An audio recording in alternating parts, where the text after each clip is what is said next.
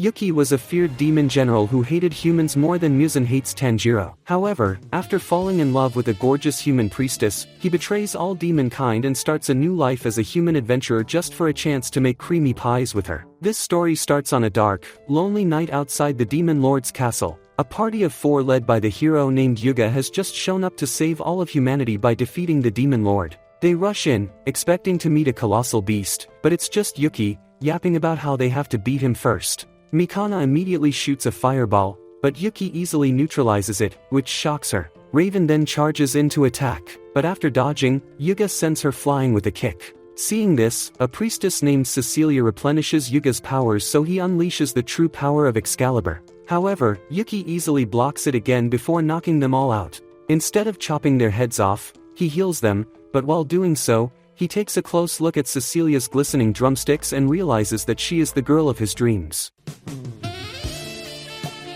Just then, his subordinates call him a creep for staring before asking for permission to unalive the party. After denying the allegations, he tells them to dump them at a nearby human village, and they warn him that the generals might get upset. 1 month later, General Zakil summons Yuoki for a meeting with the Demon Lord because he has fought the heroes' party 13 times and refuses to unalive them. After Zakil and the other demon general mock him for being a useless weakling, the demon lord asks Yuki why he refuses to unalive the heroes' party. Yuki then says it would be pointless to unalive weaklings like them, so the demon lord decides to have his subordinates do it. Yuki immediately recalls how weak his subordinates are, so he promises to finish the job by himself and returns to his room. While in bed, he reminisces on his fights with the party and notes that the only reason they haven't defeated the demon lord is that he is actually overpowered. He has been holding them back to stop unnecessary bloodshed, but with his subordinates' lives on the line and the fate of demonkind at stake, he decides to end things once and for all.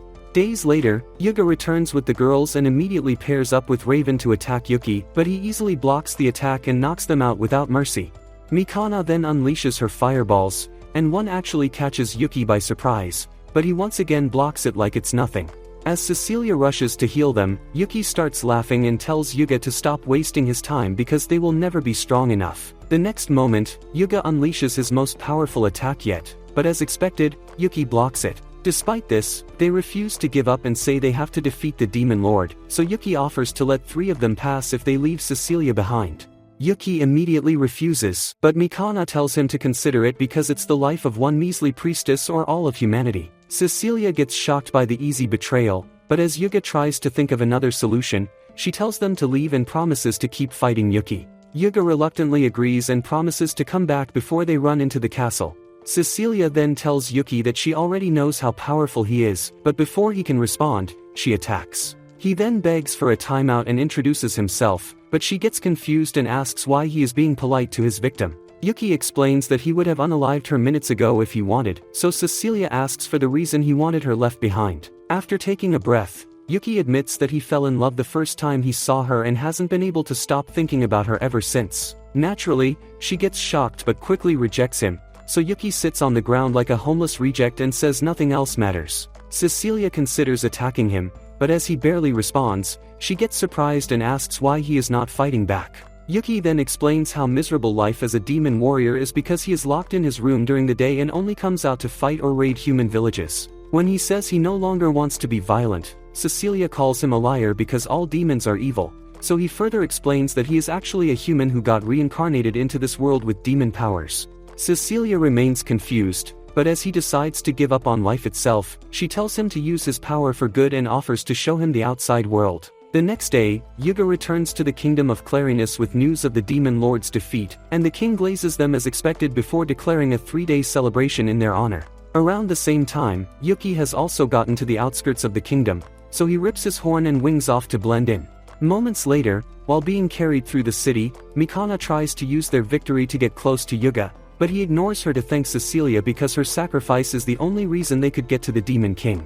By then, Yuki has just found the guild, so he walks over to the reception and asks for the registration form. An overworked corporate slave named Kramen then gives him the form before telling him to basically sign a waiver for when he gets unalived, like all the other wannabe heroes. After Yuki fills it, he explains how the rankings work and says that it usually takes a month to go from F rank to E, if he is strong enough to handle the basic quests and missions. He also warns Yuki not to lose his guild card because it will be difficult to get a new one now that the entire kingdom is celebrating. By nightfall, Yuki has already made quite a few bucks, so he decides to go even harder until he makes enough bread to be worthy of Cecilia's love. After a week, he returns to the guild to demand more quests, but Kramen flips out and asks why he can't get help from someone else. He then asks Yuki who he really is because no average loser goes from F to D rank in a week. Yuki immediately claims he is just an average guy who tries his best, so Kramen decides to stop the interrogation since he is not doing anything illegal. Right then, Cecilia walks in and tells Kramen to cancel the quest. He recognizes her, but she tells him to keep it on the down low before asking Yuki to follow her home. Much later, two guards see Cecilia's carriage approaching, and one of them gets excited until he sees Yuki stepping out of it. He immediately demands answers while holding a spear to Yuki's head, but thankfully, Cecilia explains that he is a friend. Minutes later, Cecilia serves Yuki some tea before telling him about the rumors circulating of some mysterious adventurer scaling through the ranks. She then tells him to quit the guild, but he gets surprised and asks why. Cecilia then reminds him that defeating the demon lord doesn't stop other demons from attacking humanity. Since the threat of demonkind is still very much alive, every human nation is seeking to improve its military, and they are all aiming for Yuga since he is the hero who defeated the demon king. Apparently, they have been sending baddies and all sorts of jewels to entice him, but Yuki quickly realizes that it's all a broader plan to make Yuga a pawn. Cecilia agrees that the nations are only trying to get an upper hand over each other, and they might eventually start fighting, all while dealing with demons as well. Since Yuki has the potential of becoming an S-rank adventurer, they will likely scout him as well, but the moment his true powers are revealed, he would become the greatest pawn and could quite possibly decide the fate of both demon and humankind. When Yuki reminds Cecilia that he still has bills to pay, she offers to find a way to hire him to work for her instead, but then he tells her to stop and says he will never accept any attempt to scout him since he only wants her. This makes Cecilia laugh, and after being thankful that he is still the dedicated simp that fell for her cakes, she tells him to keep being an adventurer. The next moment, her mom, Celia, shows up to see Yuki, and after she apologizes for how rude the guard was, her maid offers to break every bone in the overgrown dummy body. Celia then tells Sophia to leave and asks Yuki if he knows. While he wonders what she is talking about, Cecilia tries to stop her, but she explains that a bunch of guys, including Yuga, have asked for Cecilia's hand in marriage. Yuki immediately flips out and curses the anime gods for making Yuga hotter than him. However, Cecilia says that she has turned them all down, and Celia suddenly asks Yuki if he is ready to marry her. Yuki considers accepting, but after seeing the sad look on Cecilia's face, he tells Celia that he already asked her out and got rejected.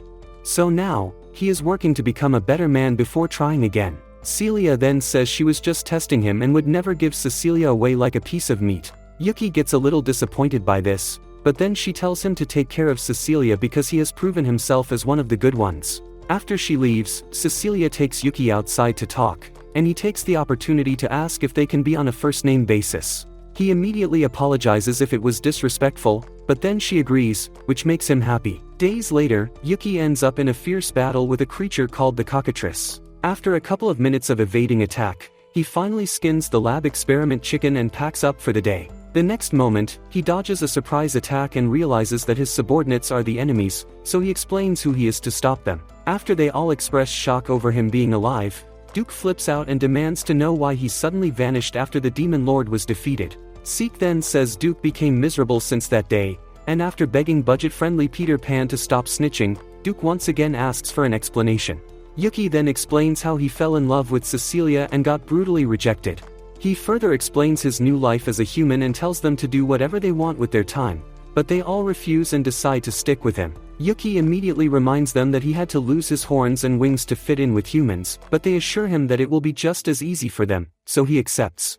The next day, Cecilia gets pissed at Yuki for making Happiness cut off her harpy wings. After he spends a couple of minutes begging for her forgiveness, they head to the tea house, where Cecilia asks why they look nothing like the demons she is used to. Duke explains that he is actually a Dullahan, while Seek is a pixie and Happiness is a harpy. When Yuki suddenly asks why he is suddenly such a chatterbox, Duke admits that he always kept silent in the past because he hated Yuki's guts. Back then, Yuki absolutely refused to attack humans or indulge in the usual demon activity, despite the number of times Zekil would make a fuss about it.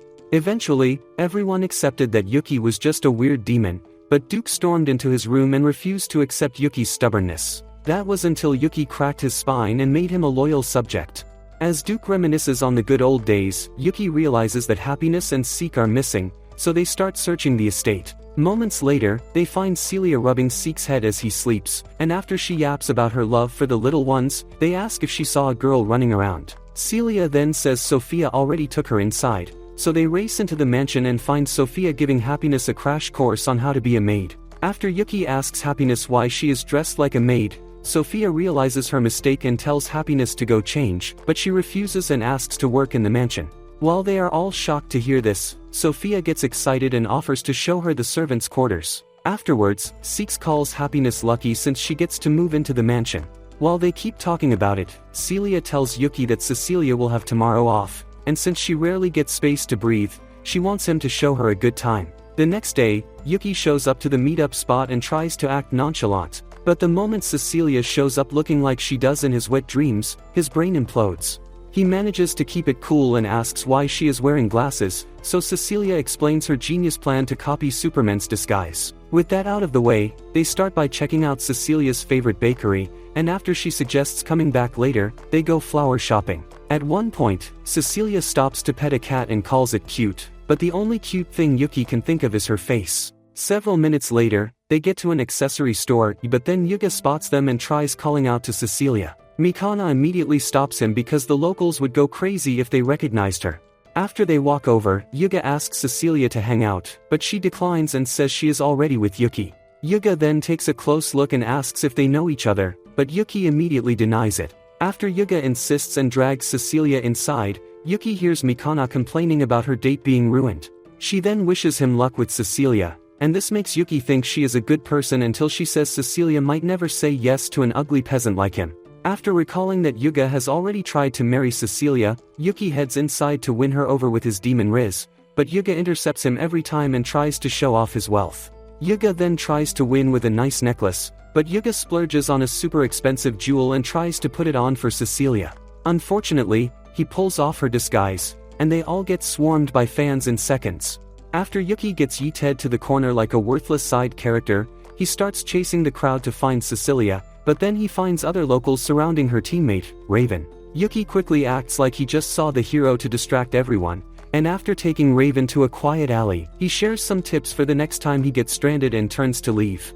Just then, a soft voice tells him to stop, so Yuki turns and realizes that zero testosterone voice he just heard belongs to Raven. He quickly realizes that this is why Raven stayed silent earlier, and after admitting that he feels insecure, Raven asks why he didn't laugh. Yuki then says it's nothing to be ashamed about, but as he turns to leave again, Raven stops him and asks if they can become friends. Yuki gets shocked by the sudden requests, but he ultimately accepts, right before recalling that he has to find Cecilia.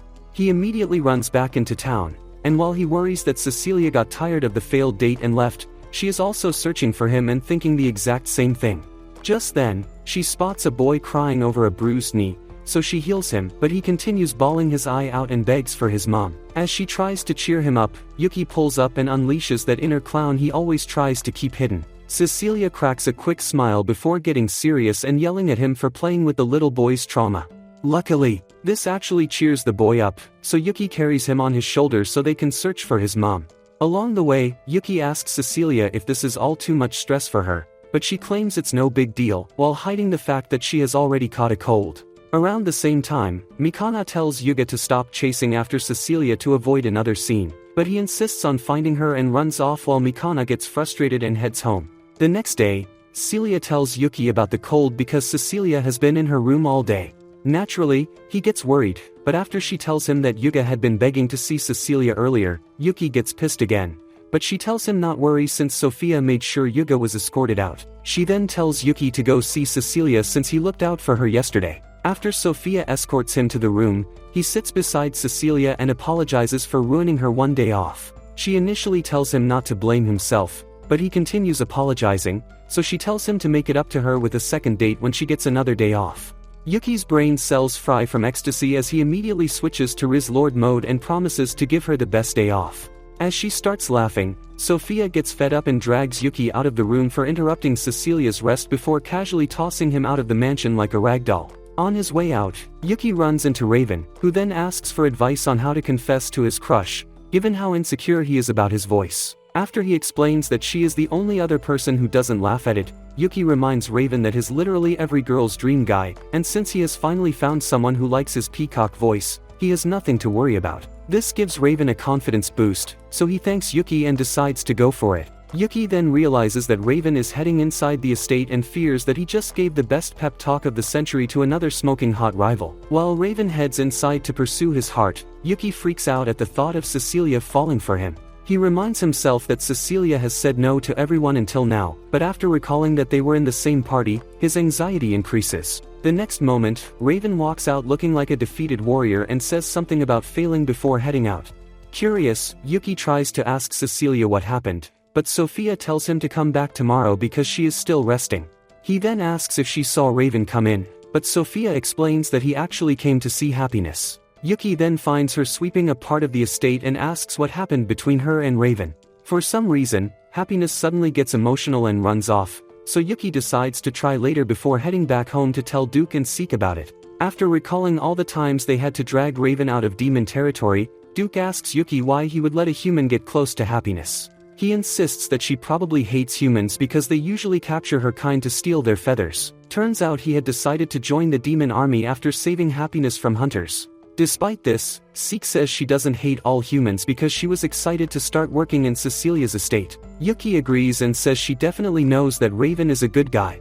The next day, Yuki shows up at the guild, but instead of Kramen, he sees a regular receptionist who then reveals that Kramen is actually the vice guildmaster. After getting shocked, Yuki asks why he didn't show up, so the receptionist tells Yuki to check the hospital discreetly. Several minutes later, Yuki finds Kramen wrapped up like a mummy and asks what happened. After admitting that his wife rearranged his guts like Prime Mike Tyson, Kramen explains how he spent an entire day looking for the best anniversary gift for her. By the time he finally got back, it was way past dinner time, so she attacked him, thinking he had forgotten about it. Surprised, Yuki asks if he is a useless weakling or if his wife is just some freak of nature.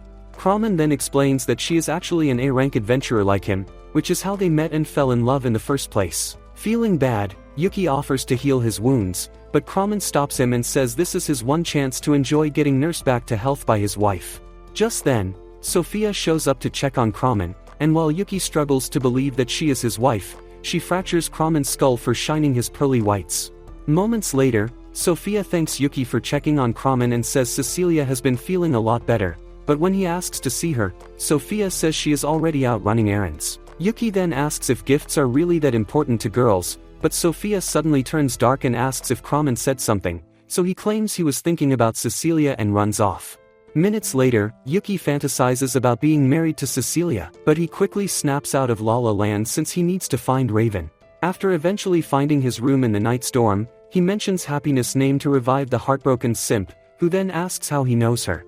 Yuki says he has known her for ages and asks Raven how he fell in love with her, so Raven narrates the day he saw 3 worthless thugs troubling her in a dark alley. He quickly swooped in and scared the thugs away, but after she thanked him, he responded and immediately regretted it because she had just heard his princess voice. When she suddenly called his voice beautiful and claimed she envied him, his heart glitched, but she ran off before he could say anything. Since he recognized her apron, he knew she would be working at Cecilia's mansion. Raven is also surprised that Yuki knows Cecilia, so he explains how he started a whole new life just to simp for her every day. Raven immediately starts singing his praises and wishes he could be so bold about his feelings for Happiness, but Yuki tells him not to worry because she just has some unresolved trauma. Raven still feels down about everything, so Yuki takes him into town to shop for gifts.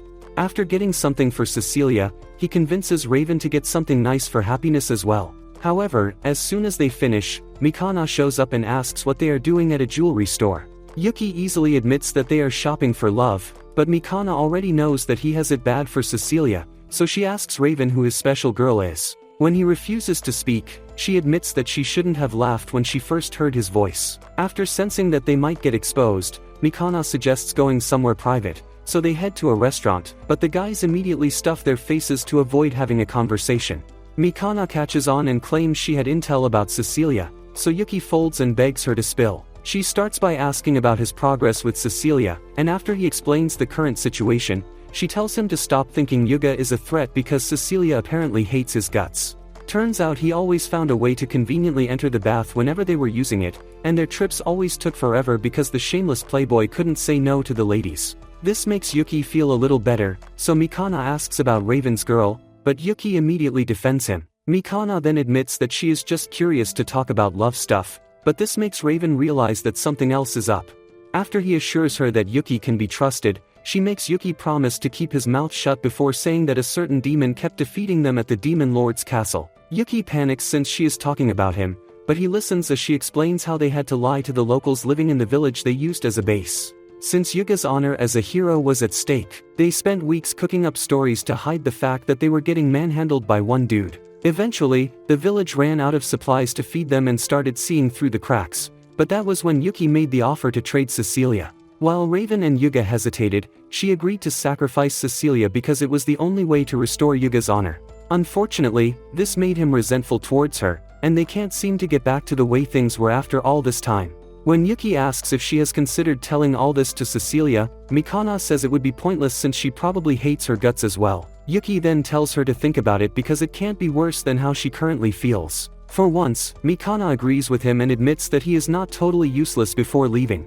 This also gives Raven some confidence, so he decides to talk to Happiness again. However, when they get to Cecilia's estate, Duke refuses to let Raven talk to her and says he can't be trusted. Yuki tries to defend him, but Raven steps up and admits that he doesn't even know what to say to Happiness. Just then, they spot Seek talking to Happiness, and Duke suddenly shoves Raven towards her before saying his hostility was just a test. As they watch, Duke gives Happiness the gift he bought and asks if they can be friends. After taking a moment to think, she says yes, making him the happiest simp on the planet. Over a week later, Yuki wonders when he can see Cecilia again because she has been way too occupied to spend time with him. Like that isn't enough, Seek won't let him rest because Duke got recruited by Raven to join the Knights. After Seek suddenly pounces on Yuki's glizzy, Happiness shows up to tell him that Cecilia will be at home today. After getting excited to finally give Cecilia the necklace he bought, Yuki heads into town to buy other things. Along the way, an underfed witch stops him and says he will have horrible luck today, but Yuki ignores this. Moments later, he reaches the usual bakery and gets shocked to see an obnoxious steroid addict instead of the hottie who usually sells stuff to him. After leg day, Skipper shoves a box of cakes into Yuki's tiny chest. He heads out and tries to move past the trauma, only to bump into an even bigger gym bro with roid rage. Yuki manages to avoid a brutal beatdown and also dodges a random turd on the road before a little boy bumps into him. Yuki saves the boy, but after seeing his kebab on the floor, the boy starts bawling his eyes out. Yuki then buys him 2 more and thinks his bad luck streak is over, but a thief suddenly grabs his money pouch. Yuki easily uses enhancement magic to catch him, but then Yuga shows up and thinks Yuki is a thief. He immediately starts attacking and refuses to hear a word from Yuki. Eventually, Yuki tries to make a run for it, but a wall of knights stops him. Minutes later, he ends up in jail, and regrets his decision to leave home until Duke shows up. He tells Yuki not to worry because Raven is talking to Yuga about what happened. Yuki then asks Duke why he doesn't call Raven captain, so Duke says Yuki is his only captain before agreeing to call Raven captain in public. Just then, an elf knight named Irene shows up to tell Duka that Yuki's name has been cleared, so he is free to go.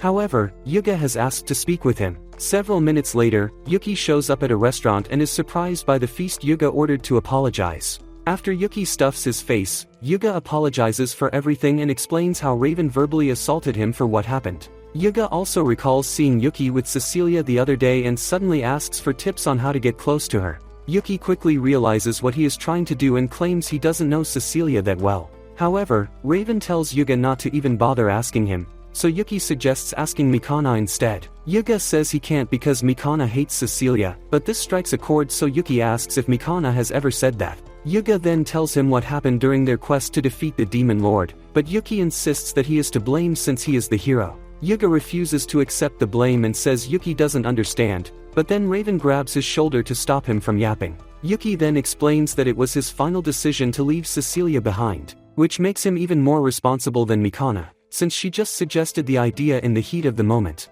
Yuki further states that the pathetic avoidance makes Yuga look bad, but when he starts bawling his eyes out, Yuki apologizes for going too far. Moments later, Yuga accepts his mistake and explains how supportive Mikana has been to him even before he became a hero. He then decides to go apologize to her, and Yuki supports this until Yuga asks them both to come with him. Much later, they get to Mikana's place, but Yuki and Raven refuse to go in with him, so Yuga barges in just as Mikana tries to get changed. Despite her screams, he proceeds with the apology and begs her to continue scolding him like she usually does. Pissed, Mikana agrees to grant his wish, but she goes a step further by frying his worthless brain while Yuki sneaks off. Moments later, he starts running to Cecilia's place, and when the witch stops him again, he tells her to ken it. The next moment, he runs into the bakery chick, who then apologizes for her meathead brother and gives him a bag of fresh cakes. Yuki thanks her and runs off again, but a squad of Disney men in black suddenly surrounds him. Turns out the little boy from earlier is a trust fund brat who told his folks about Yuki's kindness. Now they want to reward him with fresh kebabs instead of some life-changing coins. After thanking them, Yuki finally makes it to Cecilia's estate and gives her everything he bought, so she offers to make tea. He gets surprised since her maids usually make it, so she explains how she spent the last few days learning how to cook. This makes him fall even harder, but after they eat, Yuga suddenly barges in and tries to apologize for being so obnoxious with her. After Mikana shatters his face with a brutal uppercut, Cecilia asks why they are all here. Mikana then apologizes for ditching her back then, but Cecilia says it doesn't matter because they did what they had to. Mikana then recalls how brutal the fight against the Demon Lord was. As soon as Yuga cut him down, she ran back and prayed that Cecilia was still alive. Thankfully, Cecilia was fine and quickly healed Mikana because she had lost all her energy during the fight. Cecilia then says she has never felt bad about what happened because Mikana ran straight back to check on her, which proved that she never had evil intentions towards her. After Cecilia also accepts Yuga and Raven's apologies, Yuki follows her outside for a walk. Along the way, she thanks him for getting close to her family and friends and helping with their relationships. Yuki brushes it off like it was nothing and finally gives her the necklace. Cecilia immediately recognizes it from the day they went out and gladly accepts it, which makes Yuki ecstatic. Days later, Seek is in a carriage with Yuki, tweaking off ecstasy because he has never been in one. Yuki, on the other hand, is pissed because he wanted to be alone with Cecilia, who then thanks them both for offering to help her on this mission. Just then, Cecilia sneezes, which worries Yuki, but she says it's just motion sickness. After Seek gives her a special potion to make the sickness go away, they arrive in a small village. Cecilia then explains how the locals were attacked by bandits a couple of days ago. Once inside, Cecilia tells the village head not to worry about Yuki and Seek, as they can both heal as well. After several minutes of healing, the village head tells Yuki how amazing Cecilia is, and after agreeing, Yuki notes that they were all lucky to survive the attack. The village head then explains how some mysterious dude attacked the bandits and saved them. Just then, Yuki notices that Cecilia looks drained, so he tells her to get some rest. Cecilia insists that she is okay, but Yuki knocks her out and asks for a bed. Minutes later, Cecilia wakes up and gets mad at Yuki for knocking her out, but he also gets upset because she doesn't know when to take a break. She admits to overworking herself but also tells him not to do it again. After apologizing, Yuki tells her not to worry about the locals since she already healed everyone. Just then, the village head comes in and tells them about a little girl living on the outskirts of town. Yuki asks if she also got attacked by the bandits, but the village head says she has always been sick, which is why he wants them to check on her. Minutes later, they show up at Teal's place and explain that the village head sent them. After Seek gives her a special potion that makes her feel better, Teal says this must be because of her guardian deity. They all get curious about this deity, so she explains how it protected her from the bandit attack by making her too sleepy to head into town that day. They all think she is also sick in the head until she explains how the deity also used dark lightning to save her from a pack of wolves. Moments later, they all get shocked to see that the deity is a gargoyle. As Teal continues yapping about how amazing it is, Yuki recognizes as one of the gargoyles from the Demon Lord's castle. Just then, the gargoyle attacks, but Yuki quickly evades while Seek drops the beefed-up Ugo with a drop kick. He immediately tries to finish off the gargoyle, but Yuki stops him so they can talk. Minutes later, the gargoyle apologizes for attacking and says he was only worried after Yuki mentioned the Demon Lord's castle. Yuki then says they just wanted to know why a gargoyle is living here in the first place, so he explains how some bandits stole him from a temple and brought him here. After he stopped them from attacking the locals, they all started offering prayers at the temple for him. However, only Teal consistently shows up to take care of the place, which is why he always protects her. After he assures Yuki that he has never tried to interfere with the locals or any humans, Yuki decides to leave things as they are. He then gives Seek a job to do just to get some alone time with Cecilia. While walking, she suddenly trips, so Yuki catches her, but instead of finally kissing her, he gets shy and backs away. After they both notice a smoke cloud from the village, they rush back to protect everyone from another bandit attack. Yuki also notices another smoke cloud from the temple, so he sends Seek to go take care of it.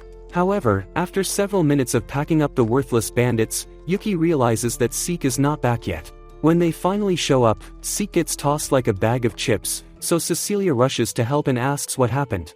Seek then explains how the hero, Miller, suddenly showed up and attacked the gargoyle as it was protecting Teal. Miller then calls her stupid for protecting a gargoyle, but Yuki explains that he means no harm. After Miller cuts off the gargoyle's arm and says he will cut Teal down as well, Cecilia warns that unaliving her will start a war. However, Miller gets excited and says he plans to start a war so can finally enjoy bloodshed. At this, Yuki decides to attack, but Miller absorbs it with his sword. Cecilia then explains that his sword is capable of absorbing any magic thrown at it. As Miller starts bragging about his powers, Yuki decides to use even stronger magic, but he continues absorbing them.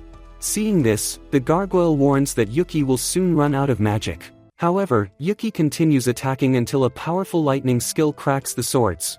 Miller finally starts to panic, so Yuki unleashes an even stronger attack that shatters the sword. He then knocks the obnoxious criminal out and calls him stupid for underestimating him. However, Miller suddenly shoots a magic arrow at the gargoyle, but Teal jumps in to protect him.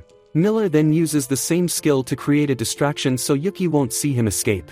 However, after he slips away, Yuki loses it and reveals his true demonic form before taking off to find Miller. Seconds later, Miller spots him and gets excited to fight a demon until Yuki shoves his face into the dirt. Miller still tries to talk back, so Yuki kicks the bozo across half the forest. Before Miller can react, Yuki shatters his insides and takes off, but as he contemplates ending Miller forever, the blood-hungry lunatic asks Yuki if it feels good to take a life. Yuki then recalls how Cecilia reacted to his true form and realizes that he has gone too far, so he dumps Miller into the river. Minutes later, he returns to Teal's place, where Cecilia has been waiting to see him. After telling him that the others are resting, she notices the blood gushing out of his head. Cecilia then heals him and welcomes him back. The next day, Teal asks to follow them back to Minerva because she has to heal the gargoyle, but monsters are not allowed in the city. To help with this, Yuki changes the gargoyle's appearance. Much later, they return home, and Teal starts working in Cecilia's mansion, but Celia refuses to accept the statue because it looks even uglier than Yuki. Days later, Teal shows up at Yuki's place to clean the gargoyle, but it gets worried and says she doesn't have to come every single day. When she asks about Yuki, he reminds her that the king summoned him to the castle. By then, Yuki and Cecilia are already on their knees in front of King Clarinus, who then says he summoned them because of what happened with Miller. Yuki expects this to be some sort of punishment, but Clarinus says he actually wants to reward them for protecting the village and getting rid of Miller. Cecilia immediately says she doesn't want anything, so he asks Yuki instead. Yuki then says the king can't possibly grant what he truly desires. Feeling challenged, Clarinus offers Yuki his own harem and the throne as well, but Yuki rejects both. Clarinus then asks what else he could possibly want, and Yuki proudly says he only wants Cecilia's love, before realizing his mistake. Thankfully, Clarinus finds this funny and admits that he can't grant that wish. Later on, at Cecilia's mansion, Yuki apologizes for being so shameless, but Cecilia doesn't want to hear another word as she never expected him to be so stupid. Celia supports her, saying that Yuki went too far this time, but when she bans him from seeing Cecilia for a month, Cecilia says the punishment might be a little too drastic. Celia then asks if she can't stay that long without him, but Cecilia struggles to admit what she really feels, so Celia decides to reduce the ban to half a month. With that, Happiness drags Yuki out, but along the way, she stops to show him Seek, who has been upset ever since they returned from the village. After Yuki realizes that he must still feel bad about being too weak to stop Miller, Happiness drags him all the way back home. Once there, Yuki decides to name the gargoyle Gar, but Teal completely ignores this to call him the guardian deity. Happiness then decides to take her back home because she still needs to recover. Much later, Yuki starts grumbling about having to stay away from Cecilia, so Gar suggests doing as much work as he can to prove his worth to her. Yuki immediately runs down to the guild and begs Kramen to give him any available jobs so he can become worthy of Cecilia's love. 2 weeks later, Celia sees Cecilia pouring 2 cups of tea and asks if she is that excited to see Yuki, but she denies it. On the other hand, Yuki just got back from another night shift, and when Gar asks why he is still so energetic, Yuki reminds him that he will soon be able to see Cecilia again. Just then, Gar says he needs to show Yuki something and reverts to his original form.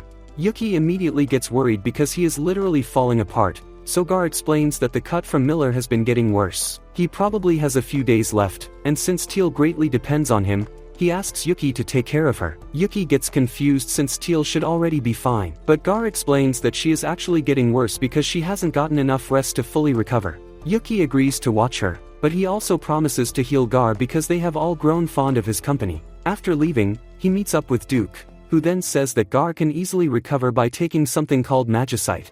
Yuki excitedly runs off to get it, but just as he realizes that he doesn't know where to go, Cecilia shows up to tell him about Teal's condition. Minutes later, they get back to Cecilia's place, where Seek is currently trying to save her. He explains that her condition will continue deteriorating unless they can find twilight grass, a special plant that only grows in places filled with magic. While Seek keeps looking after Teal, Cecilia, and Yuki head to the guild, but unfortunately, they are all out of magicite and twilight grass. Just then, Kramen shows up with a new quest for Yuki, but he immediately refuses until Kramen explains that it's to get rid of a monster ravaging a magicite man. What's more is that twilight grass grows in the mine as well, so Yuki accepts the quest. 2 days later, he thanks Kramen for helping them out with the carriage because they would have spent over a week on foot. Cecilia also thanks Sophia for tagging along, and she says it's her responsibility as head mage to help Teal as well. When they finally get to town, Yuki suggests heading into the mine immediately, but Kramen tells him to leave it for tomorrow because this isn't the regular quest. The monster is a rock eater that mutated after eating way too much magicite, and they have to bring its hide back unharmed. The next morning, Yuki and Cecilia are surprised to see Sophia in a maid outfit, so they ask if she can fight in it. After saying that it was specially crafted for combat, she explains how Kramen loves the way she looks in it. Minutes later, they enter the mine and spot the rock eater munching on magicite. It also sees them and immediately throws a boulder at Cecilia, but Yuki destroys it. As Kramen uses Shikigami to block its attacks, Yuki uses attack magic, but it barely leaves a dent. Kramen then reminds him they have to bring its hide back unharmed, so Yuki uses an earth skill to hold it in place while Cecilia supports him with magic chains. After it easily rips through both their spells, Kramen decides to send Sophia inside its body with his Shikigami.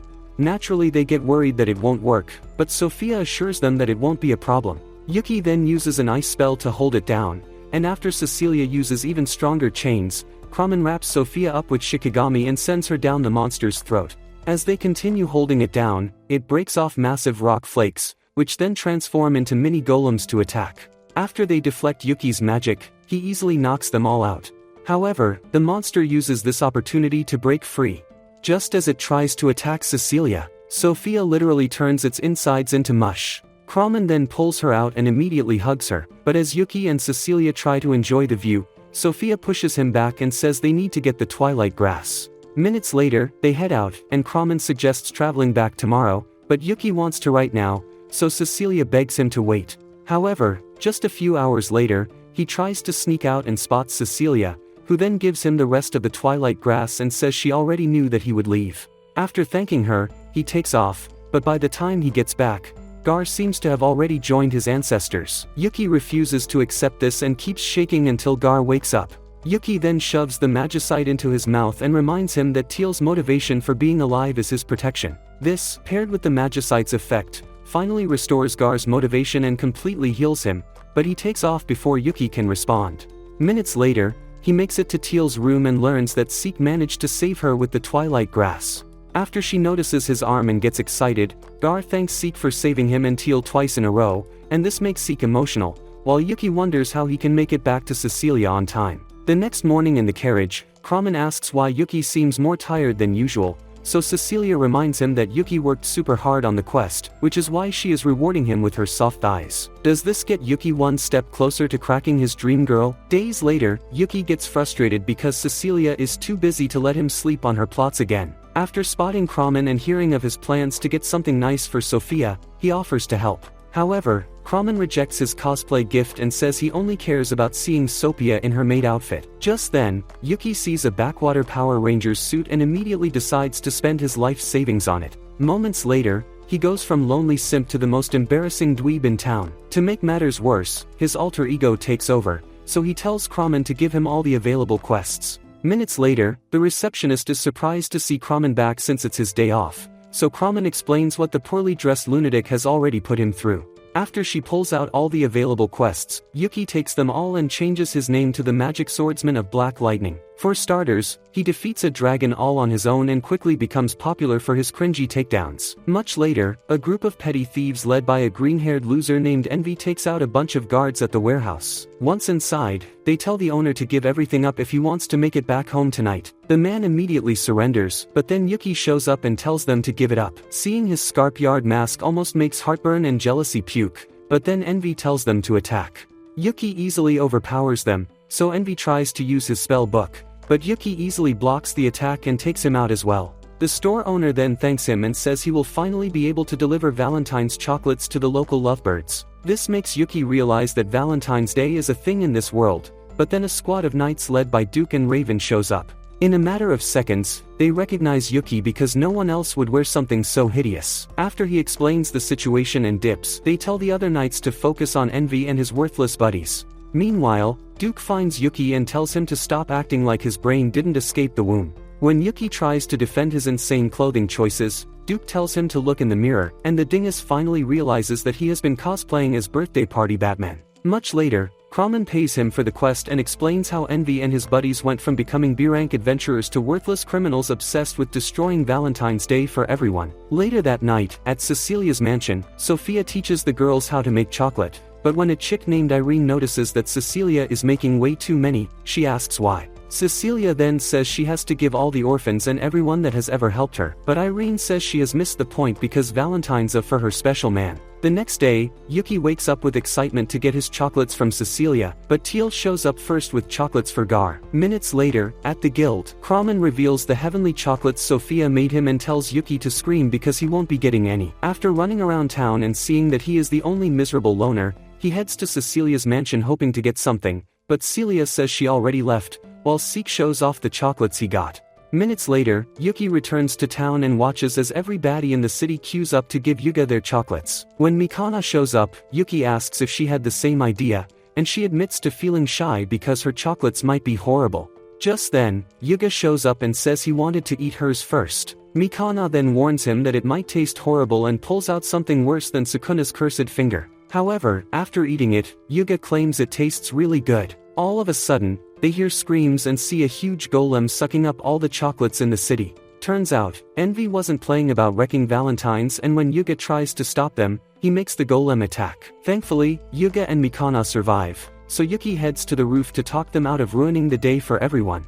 He says that being a discarded virgin is not enough reason to wreak havoc, but Envy asks why he is not joining them since he has it worse. Yuki realizes that he is not backing down, so he knocks out heartburn and jealousy before taking on Envy. He once again uses the spell book to attack and almost gets the upper hand, but Yuki manages to block and says he still has hope that the girl he loves will give him chocolates. This enrages Envy, so he blasts Yuki away before sucking up every other box of chocolates, including Cecilia's. Seeing this, Yuki activates his avatar state and zaps the golem until it melts and releases all the chocolates. Envy falls off in the process, but Yuga catches her and realizes that he is actually a girl. Envy then says she hates Valentine because no one ever accepted her chocolates. When Yuga says he would gladly accept it, her floodgates burst open, leaving Yuki on the sidelines like he didn't just save the day. Luckily, Cecilia acknowledges his efforts with a special Valentine's box, and Yuki soon learns that she was saving the best for last.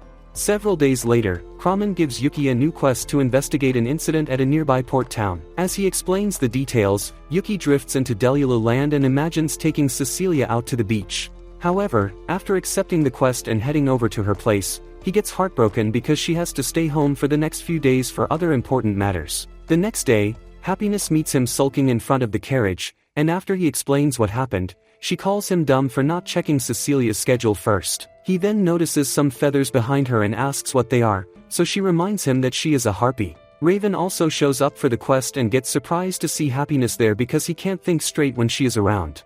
He then asks Yuki if she is really going with them because the mission might be dangerous, but Yuki tells him not to worry because Happiness is a lot more efficient than he thinks. This makes Raven realize that he barely knows anything about her, but Yuki tells him to cheer up since he has the perfect opportunity to get closer. Minutes later, they set out for the quest, but Raven gets shy and sits beside Yuki instead of Happiness. When they finally make it to the port town, Yuki decides to go talk with the commissioner so Raven can have some alone time with Happiness.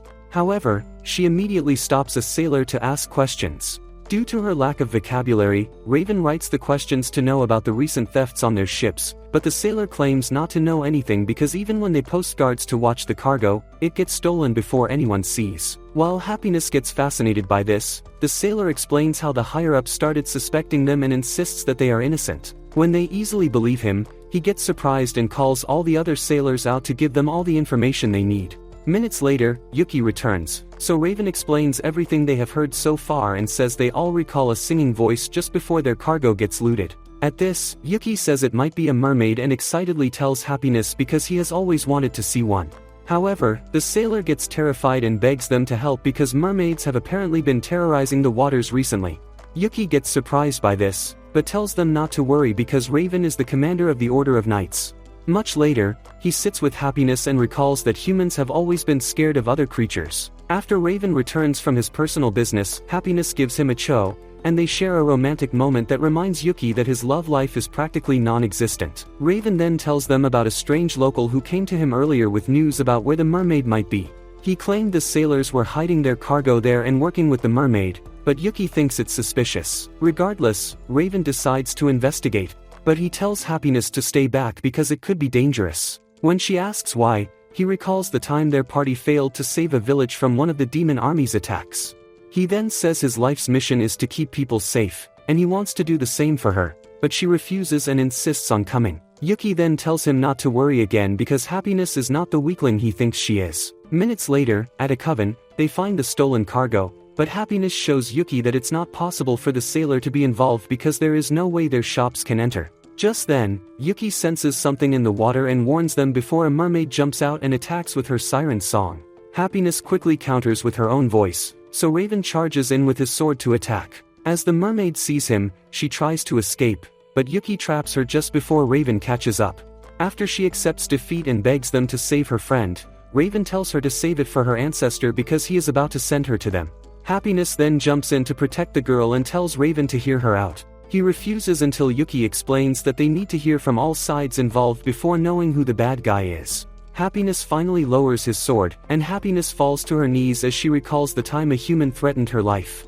After Yuki commends her for being strong, he senses the awkward tension and tries to break the ice by introducing them to the mermaid. Sheik also introduces herself, and when he asks why she attacked, she claims that she had no choice because a suspicious man kidnapped her friend and has been making her steal from the sailors ever since. Raven refuses to believe this and tells Yuki not to trust her, but then Happiness takes his hand and asks him to trust her judgment. He then decides to hear Sheik out, and after taking a closer look at the crates, they realize that the real culprits intentionally leak information about the thefts and lure their victims here so they can pull a much bigger heist or silence anyone looking for answers. Since their original plan was for Sheik to knock them out, Raven suggests waiting for a bit because the criminals will be here soon.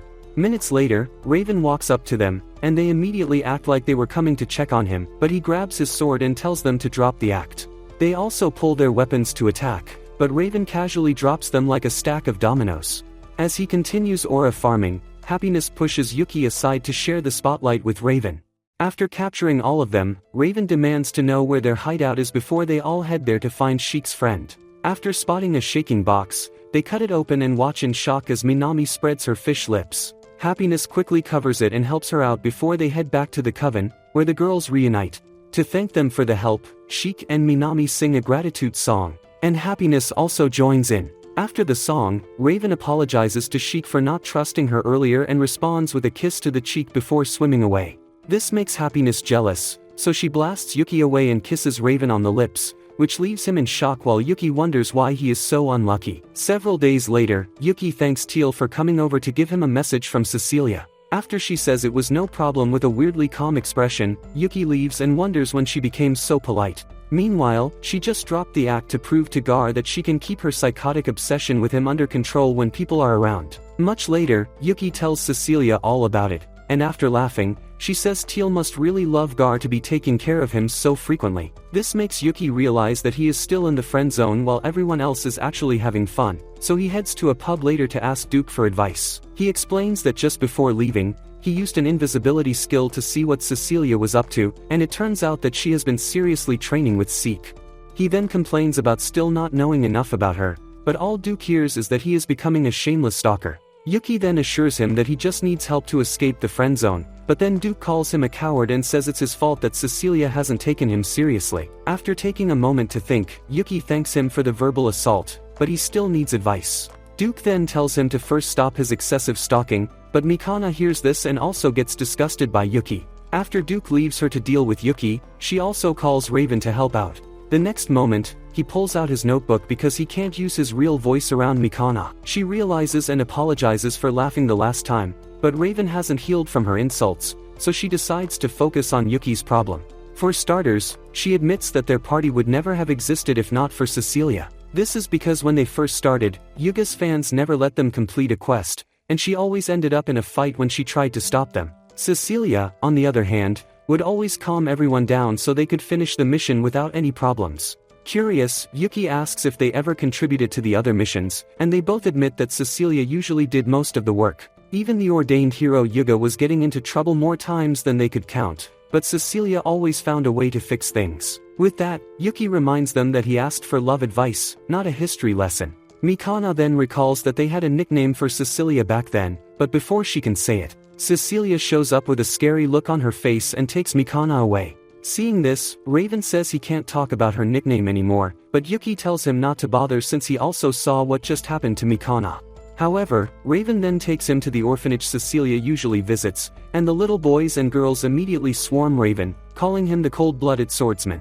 As Yuki wonders why they call him that, they start asking for the Holy Mother, making Yuki realize that this is Cecilia's nickname. After Raven feeds them and spends some time playing with them, they both head out, and he explains that his refusal to speak in public made people think he was some cold-blooded samurai. Yuga and Mikana also got their nicknames in a similar fashion, but Cecilia's nickname is special because she has the same effect on people everywhere she goes. When Yuki asks why she hates being called that, Raven tells him to find out for himself by getting close to her. Yuki then wonders how, and when Raven drops the idea of going on a quest together, his brain sparks up as he realizes that it's the perfect opportunity to show Cecilia how dependable he can be. Days later, by a water fountain, Mikana shows up and tells Yuki that she is also going on the quest with him and Cecilia. She also knows that this is his plan to get close to her, so she asks for the details. Yuki then explains how they have to get rid of a bunch of undead soldiers using a mansion as their den. His plan is for Cecilia to be terrified until he swoops in and defeats the undead as her knight in thrift store clothes. He expects Mikana to applaud him, but she calls him a slow-brained fool because Cecilia is a priestess who obviously specializes in cases like this. She will obviously do a better job than him, but since this is his plan, she still agrees to help. After Cecilia shows up with Happiness, they head to the mansion, and Mikana reminds Yuki that she will stay back with Happiness for support while he helps Cecilia to prove how reliable he is. With that, they enter the mansion, and Cecilia easily sends the undead soldiers to the afterlife while Yuki helps by keeping them in place. After clearing them all out, he gives Cecilia some water in case the spell is draining her, and Mikana approves of this. They then enter the throne room to face the final boss, and after Cecilia says that he is just a little smarter than the others, Yuki takes this as his chance to show off. After promising the undead king a smooth ride to the underworld, he uses super speed to dodge his attack and kicks his crown away. However, when the king runs after it like a little boy who just lost his first Lego set, the girls express disappointment in Yuki for being so brutal. He gets confused by this, but the kind attacks again, so Yuki kicks his sword away, expecting a better reaction. Once again, the king drops to his knees and becomes depressed as he has never felt so insulted before. Yuki then begs Cecilia to do her thing, but she calmly walks over and asks the king why he is so attached to the crown. While Yuki recalls the night he really fell for Cecilia, the undead king says that although he can't remember why, the crown has always been important to him, so Cecilia decides to send him to heaven along with the crown because he was probably a king long ago. However, the spell weakens her. So Yuki sends Happiness and Mikana to sweep the rest of the mansion for any other undead while he offers Cecilia his shoulder to lean on. After she still falls, he carries her Prince Charming style and promises to move quickly so the others won't see. Minutes later, Mikana and Happiness show up at the carriage and wonder why they can't look each other in the eye. When they make it back to town, Yuki gets off with Mikana and asks her to grade his performance with Cecilia, but she refuses. This makes him think he was horrible, but Mikana saw him carrying her and knows that Cecilia enjoyed it, so she just tells him to keep working hard. The next day, at Cecilia's house, she tells Yuki not to call her by her nickname because she already heard about his trip to the orphanage. After promising not to, He says it actually suits her because seeing her with the undead king yesterday reminded him of the day she offered to show him the outside world. At this, Cecilia decides to tell him how the nickname started. Turns out, Yuga just decided to start calling her mommy because she was doing most of the work for their party, and it became a whole thing because he kept saying it around people whenever they had a mission. She immediately tells Yuki not to laugh, but he can't hold it back, which makes her embarrassed. Several nights later, Yuki is trying to catch some Z's when Gar suddenly says he wants to work. He has gotten tired of living like a shameless hippie and depending on Teal for everything. This makes Yuki ecstatic, so he waits till morning before taking Gar to the guild in a disguise. Upon seeing them, the new receptionist panics and tells Kramen to come do his job, instead of drooling over what Sophia made for his lunch. After taking one look at Commander Nuts for brains and his new sidekick, Kramen registers Gar as a new adventurer. Yuki then takes him out to find a suitable weapon because he can't use his demonic powers around humans. The next day, they return for Gar's first quest, and after giving it to them, Kramen tells Yuki that a certain someone came to see him. She is waiting behind the guild, so Yuki heads out and gets shocked when he sees Cecilia. He immediately tries to act like a different person, but one mean look from Cecilia makes him fold like a pretzel. He then asks how she even knew that it was him, and apparently, Sophia gave her all the tea after Kramen snitched on him. As expected, she is a little disappointed by his creepy alter ego, but after learning about his plan to help Gar, Cecilia offers to join them as well. Minutes later, they meet the local couple who sent in a request to find their lost cat, but Yuki scares them away. Cecilia then tells him to sit back while she asks the couple for every detail about the cat. After listening to them, Yuki takes off and uses his heightened sense of smell to track the cat down in minutes. However, it also hates his horrendous costume, so Yuki resorts to using magic to knock it out. After returning the cats, he gets excited for the next quest, but Cecilia tells him to pump the brakes so Gar can actually gain some experience. Much later, in the local forest, Gar successfully finds a bunch of herbs useful to the people back home. Yuki then tries to give a speech to congratulate him, but Gar is tired of hearing him yap all day. For the final quest, he has to fight goblins, and this makes Yuki worried until Gar easily smokes the goblins. With all the quests completed, they return to the guild for Gar's payment, and after Kramen hands it over, Gar realizes that Teal has been overworking herself to afford his magicite while also taking care of herself. He then promises to repay her by also working himself to the bone, but when Yuki offers to help, Gar quickly declines and says he would rather do it alone. After he leaves, Cecilia asks Yuki if he has anything else planned, and he recalls accepting an A-rank quest earlier on. When she asks to come with him, Yuki gets shocked and tries to make up reasons why she can't come, but Cecilia assures him that it won't be a problem. He then explains that the quest will take several days of traveling, which obviously won't match her busy schedule, but she tells him to wait while she heads back home to grab supplies. While waiting, Yuki's heart starts pounding because he has never been able to spend this much time alone with her. However, when Cecilia returns with a hot camping outfit, he hides his excitement behind the mask. Much later, they start traveling through the woods, and Yuki explains that the quest is basically to explore a recently discovered ruin. Cecilia then notes that he won't be able to use attack magic during the quest even if they run into monsters. This is because they have to study the ruin, like researchers, and return with information, not monster body parts. This makes Yuki a bit more concerned, but she says it will be fine.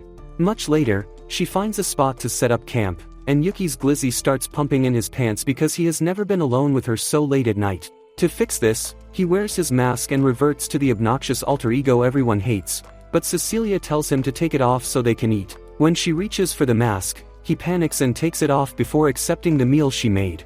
After eating, he suggests turning in for the night, just to avoid a conversation, but Cecilia refuses and says she has way too much energy to sleep so early.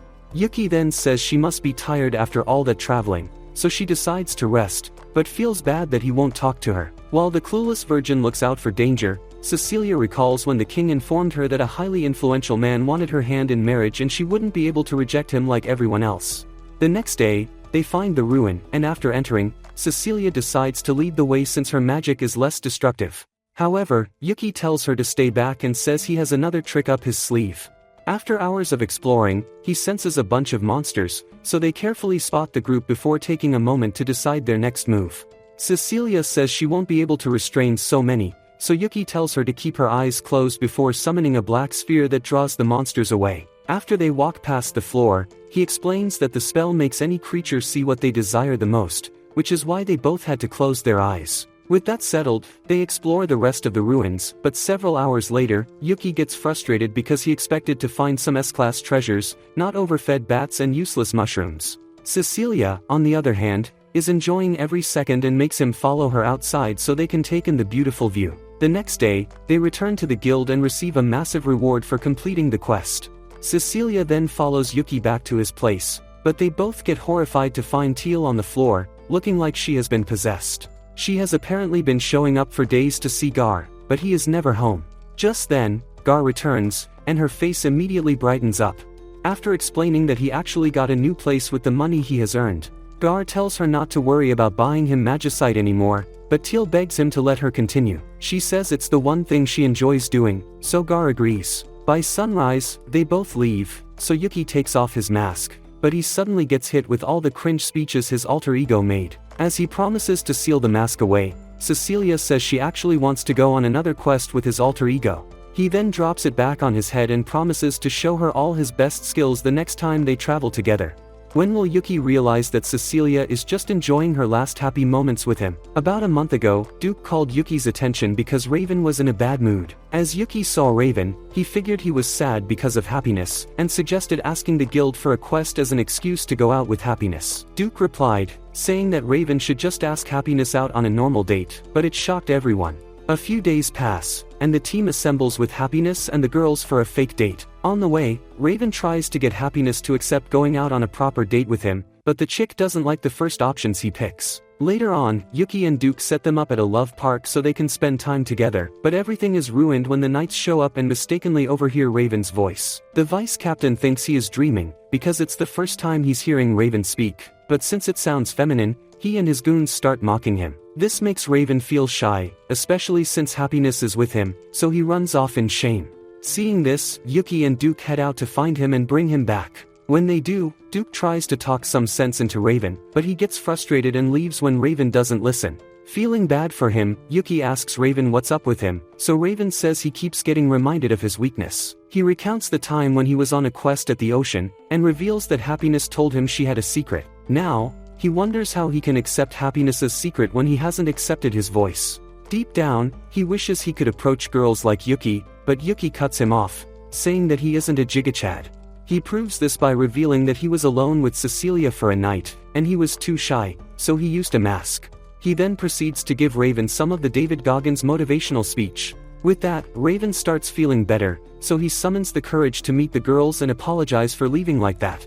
A few days later, Cecilia informs Yuki that Happiness is missing and that she left a note saying that they can find her in the woods in a month. Reading this, Duke knows where Happiness might be, while Raven guesses that she might be up to something. That afternoon, thanks to Yuki's heightened senses, he finds Happiness, but the girl reveals that she's made up her mind to reveal her secret to Raven. Duke seems concerned and wonders if she's thought about everything that might go wrong, but she insists that she wants Raven to know the truth. Around sunset, Raven is taking a walk along the streets when he bumps into the knights. The vice captain asks if he's okay, so he replies with his voice that he's fine. Hearing this female voice, some soldiers start laughing, so Raven gets fed up and calls them out for it. When he reminds the squad that he's captain and that they are cooked the next time he gets mocked or called by name, they start begging him for forgiveness. About a month later, Yuki leaves for the woods to check on Happiness, and in his absence, Cecilia's mother asks her daughter why she hasn't told him about her marriage arrangement. Cecilia's excuse is that Yuki is busy with stuff, but her mother tells her she's running out of time because her betrothed is already in town.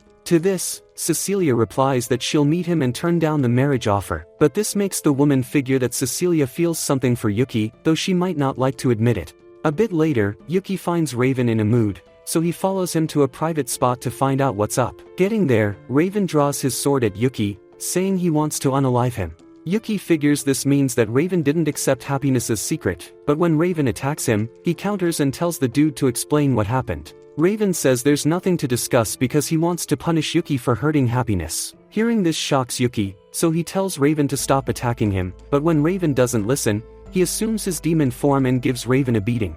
While Raven is trying to recover, Yuki again asks what happened with Happiness, so Raven reveals that Happiness said he plucked out all her feathers to disguise her as a human. He also says that Happiness wanted him to beat Yuki for that, but this annoys Yuki to his bones. When Happiness shows up, she starts making funny gestures to mock him for getting pranked so easily. Before now, Raven went out into the woods to find Happiness. When he did, Happiness told him to stay back because she was scared of showing her true self to him, but she finally summoned the courage to open up to him. Seeing her feathers, Raven fell in love with her all over again and accepted her as she was. Currently, Raven narrates this to Yuki, who is jealous because their love story is sweeter than his blood sugar. As punishment for the earlier prank, he binds them in chains and runs away. The following day, Yuki briefs Cecilia on what happened while he's joining her for tea.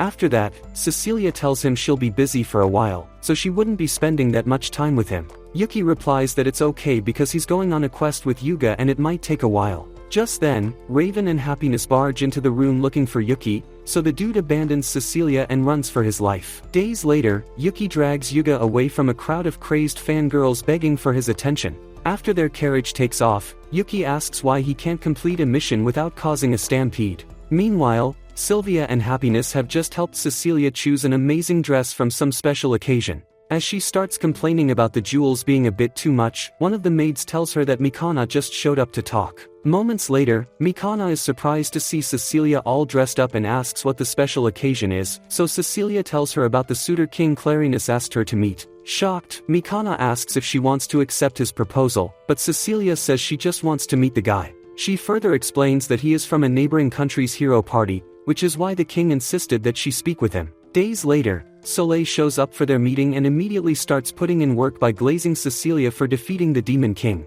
As always, she tells him to thank Yuga and everyone else in their party, but Soleil insists that she is amazing before bringing up Miller and how his reckless use of power got him arrested.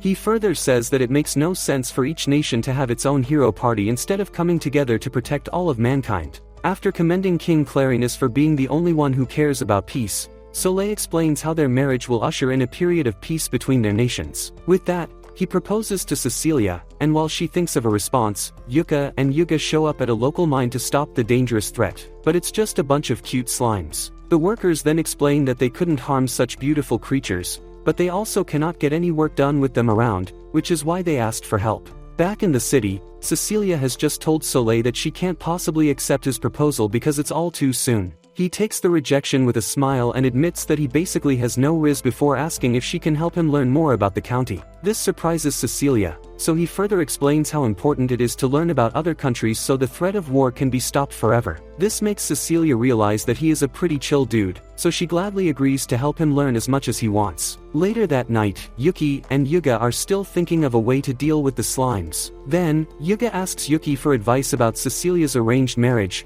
but Yuki is shocked because he has never heard about it. Yuga then tells him how he went to Cecilia's place yesterday to talk her out of it, but she told him to complain to the king instead. After Yuga explains how important Soleil is, he also admits that he doesn't want Cecilia to get married to someone she doesn't want. The next moment, Yuki takes off into the forest and ignores his injuries before transforming and flying off to reach Cecilia. The next morning, Mikana shows up at the mine and almost passes out from seeing so much muscle until Yuga shows up and explains what happened. While she wonders what Yuki wants to do, Cecilia takes Soleil to the orphanage, but he doesn't know a thing about playing with the little ones. Thankfully, Cecilia is patient enough to teach him, and he starts enjoying it. Hours later, they are in the carriage heading back. So Cecilia asks if he ever got to play with the locals in his country. Soleil explains that he spent his early years training on a daily basis, and he still does. The mission to defeat the Demon King was the first time he really got to experience the outside world. Since then, he has fallen in love with learning about other people, and he always wants to protect them. This makes Cecilia think of Yuki, so she explains how she always asks for his help. Soleil thinks she just sees him as a role model, so he admits that he also looks up to someone. Moments later, she drops him off and offers to take him on another tour if he wants. However, after getting back home that night, Cecilia wonders why she couldn't just reject him like everyone else. While looking through her things, she sees the necklace Yuki bought her and wonders if he still feels the same way about her after meeting so many new people. Meanwhile, Yuki has just returned to the city, but a sudden blast knocks him out of the sky. As he pulls him together, some masked creep starts attacking and says he is the beast of blue fire before demanding to know why a demon is entering the city. Yuki manages to block his attack, but then he realizes that he doesn't know what to say to Cecilia since she never told him about the Soleil. To make matters worse, some guards show up and join the blue flame creep to attack, so Yuki flies into the forest. As he wonders what to do next, one of Kraman's Shikigami delivers a wanted poster for his alter ego. Cecilia sees this as well and wonders what on earth is going on. The next day, Raven and Duke instruct a group of knights to tighten security in case the demon returns. Then, they open the gate so Yuki quietly enters, but they all spot him, including Cecilia.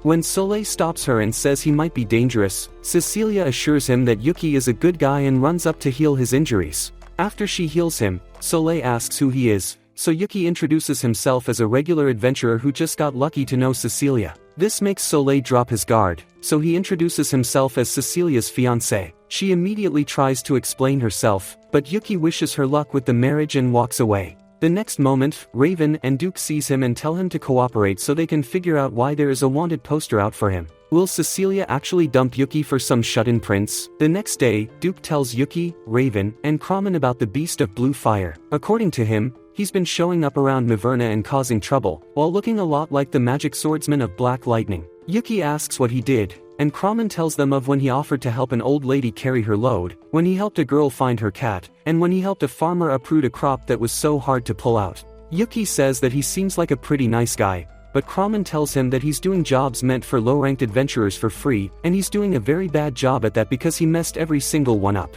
This has caused the guild to get a lot of complaints about him, causing Kramen to do a lot more work every day. He adds that if they keep letting him go away with things, public trust in the guild would plummet, and he would never be able to go home. He asks Yuki to help capture the guy, and Yuki accepts, but he needs to forget about Cecilia right now. A while later, Yuki patrols the city with Raven to show everyone that he's not the Beast of Blue Fire, cleaning up after every trouble he causes so that it may improve the reputation of the guild and the magic swordsman. After that, they both take some time to rest, and Raven inquires about the demon that infiltrated Minerva, asking Yuki if it was him. Yuki tells him that he heard that Cecilia was having an arranged marriage, so he flew home in a panic and ran into the beast. Raven tells him that Cecilia's arranged marriage was the king's order, and Yuki notes the fact that there's nothing that he can do for Cecilia because he's of no use to her as a person. Over at the castle, Celia is served some tea, and she tells the kids that Yuki is still shocked by the news of the arranged wedding, and that Cecilia isn't really handling it too well. Inside Cecilia's room, Happiness walks in, and Cecilia tells her that she feels Yuki heard about the arranged marriage, and doesn't love her anymore. But Happiness assures her that Yuki is still head over heels, and he went through a lot of trouble when he heard the news. Just then, they get news that the Beast of Blue Fire has returned, and somewhere outside, the Beast of Blue Fire tries to stop a purse snatcher, but burns the purse in the process. Just when the Beast of Blue Fire was about to dish out justice, Cecilia walks up to him in a disguise and introduces herself as Cecily the Adventurer. She asks him why he causes trouble all around Minerva, and he tries to explain that he's only helping people, but Cecily tells him that he's only bothering people, and he's also bringing shame to the Swordman of Black Lightning's name. Just then, the Swordsman of Black Lightning appears, and he asks Cecily why she'd do all this for a nobody like him, but she tells him that he's not a nobody and he works hard for the people. The Beast of Blue Flames suddenly tries to attack the swordsman, asking him to stay away from her, but the swordsman dodges and lectures him on the right way to fight. The beast asks the swordsman who Cecily is to him, and he responds, saying that she's his partner, so the beast challenges him to a duel, and the magic swordsman accepts. They take their fight to the rooftop, and Cecily, along with Raven, Luke, and Irene, come to watch. The beast tells the swordsman that he is everything he wanted to be, so he will not only defeat him, but he will surpass him, too. The swordsman tells him that he doesn't do what he does for the praise or fame, but because he thinks it's cool. He tells the Beast of Blue Fire that he walks his own path, so he should do the same. Just then, Cecily appears and asks them both if it was really necessary to turn this into a really grandiose battle. They both apologize, and the beast says that he just wanted to be seen by the people, but Cecily grabs his hand and tells him that he possesses great power, so he should try using that power for himself. The people below ask the swordsman to apprehend the beast, but the swordsman lets him go, and announces to the people that he has been cleansed by Cecily, and therefore free to go. He escapes with Cecily in fiery fashion, and once they're out of sight, they take off their disguises. They reminisce on the good memories for a while, and Yuki confirms that he wants to live now, contrary to his previous declaration of wanting to die. She tells him that ever since he came to Minerva, he's turned people's lives in a positive direction, and being with him has always been exciting and fun. Yuki tells her that at first he was scared, but now he feels relieved. He tells her that if it's her decision to go with the arranged marriage, he would have nothing but regrets, so he asks her out then and there. She tells him to wait, and that after she gives her answer on the arranged marriage, he should meet her at the usual place. Elsewhere, Mikana and Yuga talk about Cecilia and the arranged marriage, wondering what Cecilia's decision would be. The next day, Cecilia meets up with Soleil, and he reveals to her that he's the beast of blue fire, and that he knows that she's with the magic swordsman. Later, Cecilia meets up with Yuki and reveals the same thing to him, which surprises him. He then proceeds to confess his love to her, and she accepts, but when she leans in for a kiss, he hugs her instead, and they both sit and have tea together. Will Cecilia and Yuki's finally make creamy pies in her room, or is she about to start his villain era? Comment next part to find out, and don't forget to leave a like and subscribe if you enjoyed this video.